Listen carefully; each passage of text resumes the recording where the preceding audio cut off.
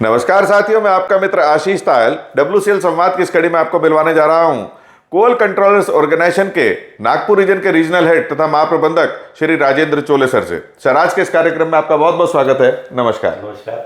Sir, कोल controllers organisation की कोयला उद्योग में क्या भूमिका है, साथ ही यह भी बताएं कि क्या CCO केवल कोयले की ग्रेडिंग तक सीमित है या यह गुणवत्ता नियंत्रण और उपभोक्ता के हितों की सुरक्षा में भी सक्रिय भूमिका निभाता है। कोल कंट्रोलर्स ऑर्गेनाइजेशन, जिसके हम CCO कहते हैं, जिसे पहले हम लोग कोल कमिश्नर कहा जाता है, तो एक्चुअली इसका मुख्य उद्देश्य था इसको इस्टेब्लिश करने के पीछे कि जो फर्स्ट वर्ल्ड वॉर में जो कोयले की आपूर्ति हमें करनी थी, तो उसको कुछ सरकारी नियंत्रण जरूरी था और उसकी जो एक्यूट शॉर्टेज हो रहा था उस समय, तो उस समय कोल कंट्रोलर्स ऑर्गेनाइजेशन मतलब कोल कमिश्नर की स्थापना हुई थी to control and to mitigate the requirement in first world war. उसके पश्चात जैसे जैसे कोयले की शॉर्टेज होती गई तो उसके लिए कॉलरी कंट्रोल ऑर्डर 1944 में बना और फिर धीरे धीरे वो अब आज के तारीख में सभी लोग जानते हैं कि कॉलरी कंट्रोल रूल बना हुआ है, वो 2004 में, और अभी अभी उसका अमेंडमेंट हुआ है। उसके पश्चात और ये बताना चाहूँगा कि कोल कंट्रोलर्स का जो मुख्य कार्यालय है वो दिल्ली में है और यह एक मिनिस्ट्री ऑफ कोल का सबऑर्डिनेट स्टैट्यूटरी डिपार्टमेंट है जो कोयला मंत्रालय के अधीन आता है। उसके दिल्ली में एक हेडक्वार्टर होने के बाद विभिन्न राज्यों में उसके 7 रीजनल ऑफिसेस है और उस 7 रीजनल ऑफिस में नागपुर एक रीजनल ऑफिस है, वही मैं कार्यरत हूँ। इसका हमारा कार्यक्षेत्र भी WCL की महाराष्ट्र और MP की माइंस, उसके पश्चात महाराष्ट्र और MP में कैप्टिव ब्लॉक्स और गुजरात स्टेट और राजस्थान स्टेट की राज्य सरकार की लिग्नाइट माइंस और प्राइवेट माइंस, यह सब इसके दायरे में, हमारे दायरे में आता है। कोयला उद्योग में कोल कंट्रोल ऑर्गेनाइजेशन की बहुत महत्वपूर्ण भूमिका है। CCO मुख्य रूप से जो कार्य करता है वो डिफरेंट स्टैट्यूट के अंदर करता है और डिफरेंट स्टैट्यूट है जिसमें कि कोल क्वालिटी कंट्रोल रूल है, CCDA एक्ट है, CBA एक्ट में भी हमारा रोल है। तो कोयला उद्योग में जितने डिफरेंट जगह जगह पे जैसे ग्रेड निर्धारण करना, उसके बाद उसके बहुत सारे विषय, बहुत सारे सब्जेक्ट्स है जो कि कोयला कंट्रोल के अधीन आते हैं और मैं उस पर आपको विस्तार से एक एक चीज़ें बताऊंगा। जैसे कि हम पहले आते हैं ग्रेडेशन। देखिए, कोल माइंस के लिए ग्रेडेशन एक महत्वपूर्ण उसका पहलू है कि कोई भी माइन हम चालू करने के पश्चात हम जैसे कोयला निकालते हैं तो हम कोयले को जब बेचना है तो उसका एक रेफरेंस होता है। जैसे कोई माइन का या माइन में जितने सीम है उसका एक ग्रेड का रेफरेंस होता है। उसके लिए कोल माइन ओनर उसको ग्रेड डिक्लेयर करता है और कोल कंट्रोलर उसको कंफर्मेशन देता है। After confirmation of coal controller only the mine owner can sell coal. तो उसमें एक जो रेफरेंस मैंने पहले कहा कि जो एक रेफरेंस होता है ग्रेड का, तो उस रेफरेंस के आधार पर ही उपभोक्ताओं को, पावर हाउसेस को जो कोयला जाता है, और उसके लिए यह बहुत ही महत्वपूर्ण यह है। और इस संदर्भ में CCO बहुत पारदर्शिता और बहुत अनुभव व्यक्तियों के साथ में और माइन ओनर्स के रिप्रेजेंटेटिव के साथ में इस कार्य प्रणाली को निभाता है। देखिए, कोयल कंट्रोलर सिर्फ ग्रेडेशन तक सीमित नहीं है। हाँ, ग्रेडेशन बहुत मुख्य उसका एक पार्ट है, परंतु कोल कंट्रोलर्स ग्रेडेशन के अलावा जो भारत में या हमारे रीजन में जो भी नई माइंस ओपन होती है, कोई भी कोयला माइंस या लिग्नाइट माइंस, क्योंकि यह सिर्फ कोयला और लिग्नाइट के लिए ही अप्लाई करता है कोल कंट्रोलर्स के गाइडलाइंस और रूल्स रेगुलेशन, तो इसमें जो भी माइन चालू होती है उसकी ओपनिंग परमिशन कोल कंट्रोलर से ली जाती है। या कोई सीम अगर बंद हुई है 180 डेज के लिए, अगर वो माइन बंद है तो उसको फिर से ओपन करने के लिए रीओपनिंग परमिशन लिया जाता है। उसके पश्चात ग्रेडेशन में अगर माइन ओनर और उपभोक्ताओं के बीच कोई डाउट है ग्रेडेशन के ऊपर में, तो कोल कंट्रोलर एक एपेलेट अथॉरिटी का काम करती है। उसके पश्चात लैंड एक्विजिशन में सीबीए एक्ट के अंदर में किसी लैंड सेक्शन 7 होने के बाद में अगर किसी को कुछ कंप्लेंट्स आती है, कुछ एनओसीज मंगाते हैं, तो उसमें भी हियरिंग अथॉरिटी कोल कंट्रोलर होती है। उसके पश्चात मुख्य रूप से सभी पीएसयू छोड़ के हमको माइनिंग प्लान और माइन क्लोजर प्लान का अप्रूवल अथॉरिटी अब कोल कंट्रोलर को दिया गया है। यह एक महत्वपूर्ण कार्य है और कोल मंत्रालय भारत सरकार ने स्टार रेटिंग पॉलिसी की है। स्टार तो उसमें भी सभी माइंस का एक इवैल्यूएशन करना होता है कि सीसीओ को एक माइन क्लोजर की मुख्य जवाबदेही दी गई है। तो ऐसे विभिन्न प्रकार के कार्य ग्रेडेशन के अलावा भी सीसीओ कार्य करती है। सर, कोयले की ग्रेड निर्धारण प्रक्रिया में सीसीओ किस प्रकार पारदर्शिता और निष्पक्षता सुनिश्चित करता है? पारदर्शिता सुनिश्चित करने की दिशा में इस्तेमाल की जा रही आधुनिक तकनीक के बारे में आप हमें क्या बताना चाहेंगे? देखिए, मैंने जैसे कि पहले ही बताया, ग्रेड निर्धारण प्रक्रिया एक निरंतर प्रक्रिया है और यह मोस्टली दिसंबर जनवरी से हम लोग चालू हो जाती है नेक्स्ट फाइनेंशियल ईयर के लिए। तो उसमें जो कोल ग्रेडेशन की जो प्रक्रिया होती है सैंपलिंग की, वो बहुत उसमें पारदर्शिता होती है। जब सैंपलिंग किया जाता है तो उसमें अभी तो बहुत सारी आधुनिक तकनीक का इस्तेमाल करते हैं, क्योंकि सीम थिकनेस बहुत ज़्यादा रहने से उसमें ट्रेंच कटिंग नहीं होता है, तो मैकेनिकल वे में भी आज होता है। ऑगर सैंपलिंग भी होता है। उसके बाद अभी ऑटोमेटिक सैंपलर्स भी लगाने की बात चल रही है। जब हम लोग फाइनेंशियल ईयर की जो सैंपलिंग प्रोसेस होती है, वो हर माइन की हर सीम की सैंपलिंग होती है। उसको एक सीम को 30 मीटर अपार्ट, मतलब 30 मीटर से कम नहीं होना चाहिए, उसके एक सीम में उसका क्रॉस सेक्शन में उसके हम लोग ट्रेंच बनाते हैं और ट्रेंच से 30 मीटर पे सैंपल्स कलेक्ट करते हैं। ऐसे सभी सीम का सैंपलिंग होता है और उसके पश्चात अगर मल्टी सीम है तो मल्टी सीम में सभी सीम का सैंपल्स लेने के बाद उसको कंपोजिट ग्रेड डिक्लेयर करते हैं। ये माइन करती है। सीसीओ का कार्य यह है कि सभी सीम की ग्रेड्स निर्धारित कर देना। मैंने जो पहले बताया था कि वो एक फिर अपने रेफरेंस होता है, उस सीम के उस ग्रेड का एक रेफरेंस होता है। उस रेफरेंस के आधार पर उपभोक्ताओं को, कंज्यूमर्स को भी एक फ़ायदा यह होता है कि वो उस रेफरेंस के आधार पर उनको ग्रेड मिल रहा है, कोयला मिल रहा है कि नहीं मिल रहा है, पावर हाउस के इसकी भी उसकी उसी ग्रेड में आपूर्ति हो रही कि नहीं हो रही है। इसके लिए समय समय पर सीसीओ चेक सैंपलिंग भी करता है। उसके पश्चात जैसे आपने पूछा कि आधुनिक तक में अभी ऑगर सैंपलिंग आ रहा है और ऑटो सैंपलर्स भी आ रहे हैं, जिससे कंज्यूमर्स को बहुत ट्रांसपेरेंसी से कोयला मिले और WCL इसमें बहुत अग्रेसर तरीके से काम कर रहा है। क्यों कि कोयला जब विनिंग होता है वहीं पे WCL अब फोकस करती है। और इसके अलावा अभी सीसीओ का यह प्रयास है कि जो हमारे अभी सैंपलिंग प्रोसेस है और ये उसमें और ज़्यादा पारदर्शिता लाने का प्रयास चल रहा है। सर, बढ़ते ऊर्जा परिदृश्य और बढ़ती पर्यावरणीय अपेक्षाओं के बीच सीसीओ अपनी भूमिका को कैसे देखता है? पर्यावरणीय प्रभाव को कम करने की दिशा में गुणवत्ता मानकों को दृढ़ता से पालन करने की दिशा में उठाए गए कदमों के बारे में आप क्या बताना चाहेंगे?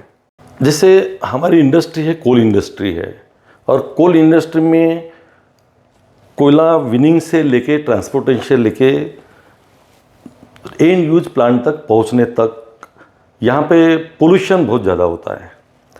तो इसमें यह है कि हमको पोल्यूशन मिनिमाइज़ करना है और पोल्यूशन मिनिमाइज करने के लिए अभी भारत सरकार के द्वारा, कोल मंत्रालय के द्वारा और हमारा कोल इंडिया भी उसमें पोल्यूशन मिनिमाइज करने के लिए इको फ्रेंडली माइनिंग अब शुरू करने जा रही है और शुरू कर चुकी है। इको फ्रेंडली जब हम लोग, हमारा यह दायित्व है कि हम समाज में कोल माइंस चला रहे हैं, कोल माइंस से कर रहे हैं, लैंड डिग्रेड करके खदानें खोल रहे हैं, तो समाज के प्रति हमारा ये भी दायित्व है कि उस पर्यावरण को संतुलित बनाना। इसमें अभी कोयला मंत्रालय ने बहुत सारे गाइडलाइन निकाला है जिसे माइन क्लोजर प्लान कहते हैं।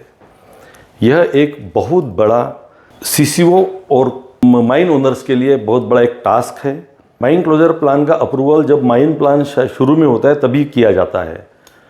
जैसे कि मैंने पहले भी बताया था, पीएसयू को तो ये अधिकार उनके बोर्ड की ही है, पर बाकी जो खदानें हैं वो कोल कंट्रोलर उसको अप्रूवल देता है। माइन प्लान में दो तरह के कंपोनेंट होते हैं, एक प्रोग्रेसिव माइन क्लोजर, एक final mine closure. Progressive mine closure means during the mining operation continuous जो हमारी एक्टिविटीज़ होती है towards closure of the mine. और एक होता है फाइनल, जब माइन पूरी बंद हो जाए, अगर बंद हो जाए पूरी माइन तो उसको फाइनल माइन क्लोज कैसे करना। तो उसके लिए एक अकाउंट ओपन किया जाता है जो ट्राइपार्टेट अकाउंट बोलते हैं, उसके एस्क्रो अकाउंट बोलते हैं। एक एग्रीमेंट बनता है, एस्क्रो एग्रीमेंट, और वह अकाउंट माइन ओनर, कोल कंट्रोलर और एक शेड्यूल्ड बैंक, इन तीनों का मिला के एक अकाउंट ओपन किया जाता है। और उसमें ईयरली आपके एक कैलकुलेशन है उसका कि आपके माइंस कितने हेक्टर है, उस हेक्टर पे एक रेट फिक्स किया हुआ है और उस रेट से आपको हर एवरी ईयर आपको उसमें पैसे जमा करना होता है। उसमें पैसा जब जमा हो जाता है तो फिर आप 5 साल, जैसे कि मैंने कहा था प्रोग्रेसिव माइन, तो माइन ओनर को भी तो अट्रैक्टिव चाहिए, अट्रैक्शन चाहिए कि हमें ये जो पैसा हमने डाला हुआ है वो पैसा हमें वापस लेना है। तो उसमें अभी प्रावधान किया है, उसमें समय समय पर गाइडलाइंस निकलती है, माइन क्लोजर प्लान गाइडलाइंस, यह मिनिस्ट्री ऑफ कोल निकालती है। तो उसमें आप 5 साल में जो एक्टिविटी कर रहे हैं टूवर्ड्स माइन क्लोजर, तो आप 5 साल में उसको पैसा रिएम्बर्समेंट करवा सकते हैं। उसके लिए 5-6 गवर्नमेंट एजेंसीज है जिसको थर्ड पार्टी ऑडिट बोलते हैं, वो थर्ड पार्टी ऑडिट करती है। अपने 5 साल में इतना काम किया, फिर मैं कह रहा हूँ टूवर्ड्स माइन क्लोजर की जो एक्टिविटीज़ है, जो डिफाइंड एक्टिविटीज़ है, तो 5 साल में आप उसको पैसा वापस ले सकते हैं। उसके बाद एवरी 5 साल, अभी तो नए गाइडलाइन में 1 साल हुआ है, बट मैं अभी 5 साल इसलिए कह रहा हूँ कि अभी तो जस्ट अभी गाइडलाइन आई है 3-4 महीने पहले। और उसके बाद उसी पैसे में से आपको फिर फाइनल जब माइन बंद हो जाती है, तो माइन बंद होने के बाद 3 साल तक उसका एक मॉनिटरिंग पीरियड रहता है और उसके पश्चात वो पैसा आप वापस ले सकते हैं। जैसे कि अभी हमने 147 माइन आइडेंटिफाइड की है कोल इंडिया में, लगभग 147 माइन लगभग की उसमें आइडेंटिफाई की है फाइनल क्लोजर के लिए, और उसमें लगभग 20 माइन फाइनल हो चुकी है। और मुझे यह बताते हुए बड़े हर्ष भी हो रहा है कि नागपुर रीजन के में WCL जो एक आता है, तो WCL में अभी तक 6 माइंस क्लोज हुई है। यह बहुत बड़ी उपलब्धि है। WCL प्रशासन, हमारे CCO और उसके 6 के अलावा और 4 माइंस क्लोजर के प्लान में है। 2 प्रपोजल्स हमारे पास आ चुके हैं, एक शोभापुर और अंबारा, हम जल्दी ही उसको निरीक्षण करने वाले हैं, और 2 और पाइपलाइन में है। अगर ये 4 पूरी हो जाती है यह फाइनेंशियल ईयर में, तो WCL की 10 माइन हो जाती है। यह एक सबसे बड़ी उपलब्धि है। और एक मुझे बताते हुए गर्व हो रहा है कि ये जो 20 माइन लगभग कोल इंडिया में हुई है, उसमें सबसे पहले जो क्लोजर माइन हुई है फाइनल क्लोजर, उसमें WCL की पाथरखेड़ा 2 है, पाथरखेड़ा एरिया में। यह एक हमारे लिए भी एक गौरवपूर्ण बात थी। और अभी हाल ही में, अभी 2 दिन पहले नेवेली में, तमिलनाडु में एक बियॉन्ड द एक्सट्रैक्शन, एक मूविंग बियॉन्ड द एक्सट्रैक्शन एक थीम के ऊपर में माननीय कोयला मंत्री साहब ने एक वर्कशॉप आयोजित किया था। उस पर उनका बहुत बड़ा यह फोकस था, उस पर यह सारी बातें की गई है कि माइन ओपनिंग करते समय जितना आवश्यक माइन ओपन करना है, उसका एक्सट्रैक्शन करना है, उतना ही अब ज़रूरी हो गया है माइन क्लोजर। जिसमें आपको और एक बताना चाह रहा हूँ कि जिसमें अभी डिस्ट्रिक्ट कलेक्टर्स को भी उसमें इन्वॉल्व किया गया है। सर, स्टार रेटिंग के प्रोसेस में CCO की क्या भूमिका है, और साथ ही यह भी बताएं इसकी प्रक्रिया और इसका महत्व क्या है। माइंस का स्टार रेटिंग जो है वह अभी पिछले 5-6 साल से चालू हुआ है। एक उसके स्टार रेटिंग पॉलिसी बनाई गई है कोल मंत्रालय द्वारा। तो स्टार रेटिंग में एक ऐसा एक स्ट्रक्चर बनाया गया है उसको पॉलिसी के अंतर्गत कि हर खदान में सभी उसमें 7 मॉड्यूल्स है। 7 मॉड्यूल्स में उसमें एक इकोनॉमिक पैरामीटर्स है, सेफ्टी पैरामीटर्स है, उसका वेलफेयर की पैरामीटर्स है, और माइन की सुरक्षा, सेफ्टी रिलेटेड, देन आपके एनवायरनमेंट इश्यूज रिलेटेड। तो ये सारे पैरामीटर्स को करके एक 7 मॉड्यूल में बना के उसका एक इवैल्यूएशन होता है, ताकि माइंस का एक स्टैंडर्डाइजेशन हो जाए। उसमें जैसे पहले साल माइन ने अगर कुछ नहीं किया, उसको उसमें रेटिंग नहीं आ पाया, तो कोशिश करता है माइन कि उसको मेरे को अगले बार उसका रेटिंग आ जाए। उसमें 5 स्टार होते हैं, 5 स्टार रेटिंग होती है, जिसमें हाईएस्ट मार्किंग होने के बाद में उसको 5 स्टार किया जाता है। तो उसमें एक वो अभियान चलाया जाता है। उसके सारे माइन को सबसे पहले सेल्फ रजिस्ट्रेशन करना होता है उस पोर्टल द्वारा। उसके पश्चात उसमें फिजिकल इंस्पेक्शंस और ऑनलाइन इंस्पेक्शंस, ऑनलाइन वैल्यूएशन, उसमें एक कमेटी होती है। उस कमेटी में डिफरेंट एजुकेशनल इंस्टीट्यूट के प्रोफेसर्स रहते हैं, सीसीओ उसका हेड होता है, और बाकी और 2 जनरल मैनेजर लेवल के 2 ऑफिसर्स होते हैं, और 2 जीएम लेवल के अधिकारी होते हैं, जो कि विभिन्न डिपार्टमेंट से रहते हैं। उसके पश्चात उस माइन का एक वैल्यूएशन होता है। उसमें जो 7 मॉड्यूल्स है उसमें हर उसका देखा जाता है। उसमें जैसे उसमें ISO किया है कि नहीं, उसको IQS मिला है, सर्टिफिकेशंस है, सेफ्टी रिलेटेड क्या है, उसकी कितनी इंजरीज के बारे में, सीरियस बॉडीली इंजरी, एक्सीडेंट्स का उसका एनालिसिस होता है लास्ट फाइनेंशियल ईयर का, क्योंकि ये जो स्टार रेटिंग का इवैल्यूएशन होता है वो पिछले साल के लिए होता है। और उस बेस पे उस माइन को मार्क्स अलॉट किए जाते हैं कमेटी द्वारा, और वह मार्क्स फिर डिस्ट्रीब्यूट करके उसमें एलिजिबिलिटी जिस स्टार में उस स्टार उस माइंस को दिया जाता है। और अंततः उसको दिल्ली में माननीय कोयला मंत्रालय के हाथ से उनको एक अवार्ड किया जाता है उस माइन को, जिससे कि माइंस ओनर में एक इंस्पिरेशन मिलता है उसको। इंडिविजुअल माइंस ओनर को यह लगा है कि अगले साल हम आज इस बार 3 आया तो मुझे नेक्स्ट ईयर 4 स्टार मिलना चाहिए, और वह उस 4 स्टार मिलाने के लिए उसमें वो माल फंक्शन ही नहीं कर सकते, उनको अपने कार्य प्रणाली में सुधार लाना होगा। सभी पैरामीटर्स में इकोनॉमिक पैरामीटर ठीक करना होगा, सुरक्षा सेफ्टी में ठीक करना होगा, प्रोडक्शन, प्रोडक्टिविटी, डिस्पैचेस, उसमें एडवांस टेक्नोलॉजी आपने कितना अडॉप्ट किया उस पर भी उसने मार्क्स है। तो एडवांस टेक्नोलॉजी अडॉप्ट करने के लिए ये लोग अब प्रयास कर रहे हैं, जिससे उस माइन में एडवांस टेक्नोलॉजी हो रही है, सुरक्षा के प्रति जागरूकता हो रही है। यह उसका मेन मोटो है, और यह धीरे धीरे बहुत एक अच्छी एक प्रणाली साबित हो रही है माइंस के लिए। यही इसका एक उद्देश्य है। सर, कोल कंपनियों जैसे WCL और अन्य अनुषंगी कंपनियों के साथ सीसीओ का समन्वय किस प्रकार कार्य करता है? क्या संयुक्त निरीक्षण और नियमित समीक्षा बैठकें की जाती हैं? जो सीसीओ के कार्य है और जिस तरह के कार्य मैंने अभी तक बताया आपको, उसमें यह बहुत ज़रूरी होता है कि कोल कंपनियों के साथ में एक कोऑर्डिनेशन बना रहना। कोई भी कार्य करने के लिए जब तक कोऑर्डिनेशन नहीं होगा तो जो काम हमको अचीव करना चाहते हैं वो फाइनली वो गोल नहीं मिलता हमको। तो इस संबंध में हमारे as far as Nagpur regional in charge में WCL के साथ में हमारे बहुत अच्छे कोऑर्डिनेशन होते हैं। ग्रेडेशन के बारे में जो एनुअल ग्रेडेशन, जैसे कि मैंने बताया था आपको, ये जो एनुअल ग्रेडेशन होता है every year for the next financial year, तो उसके पहले भी हमारे एक कोऑर्डिनेशन एक या मीटिंग होती है। तो उसके पूर्व जो टाइपलाइन दी है उसके इसमें सारे प्रक्रिया होनी चाहिए, सैम्पलिंग, एनालिसिस और then confirmation of grade from, जो हम लोग यहाँ से रिकमेंड करके दिल्ली से आता है।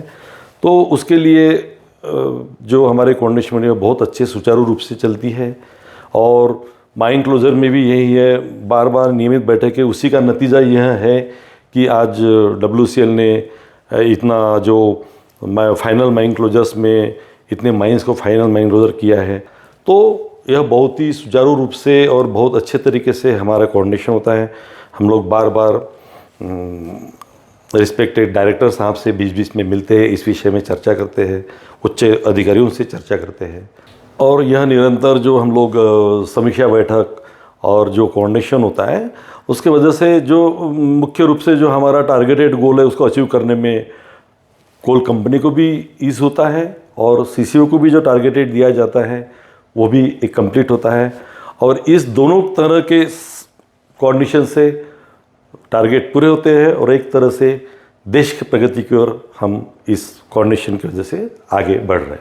सर, आज के इस कार्यक्रम में आप हमारे साथ उपस्थित हुए, आपने बहुत ही महत्वपूर्ण जानकारी, अपने अनुभव हमारे कोयला परिवार के साथ साझा किए, इसके लिए हम आपका धन्यवाद करते हैं। नमस्कार। नमस्कार। नमस्कार, और आपका भी सादर धन्यवाद। साथियों, WCL संवाद कार्यक्रम को आपने खूब सराहा, ढेर सारा प्यार दिया। इस कार्यक्रम को और अच्छा बनाने के लिए हम आपके सुझाव निरंतर आमंत्रित करते हैं। नमस्कार।